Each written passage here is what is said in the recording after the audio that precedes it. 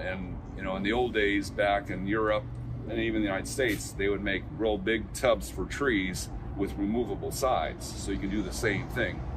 Starting around the 10th year, you take off a quarter of the soil on this side, then you do the other sides.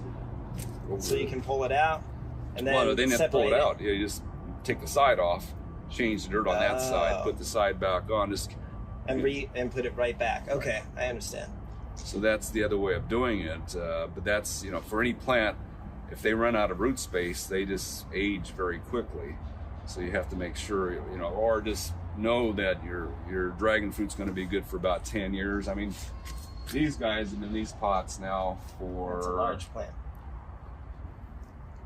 See, we put them in there in 2011, so 10 years now, but they're rooted in the ground too. Oh, for so sure. They've got they plenty get of root extensive space. roots. And that's a undatus, a white flesh, looks like over there. There's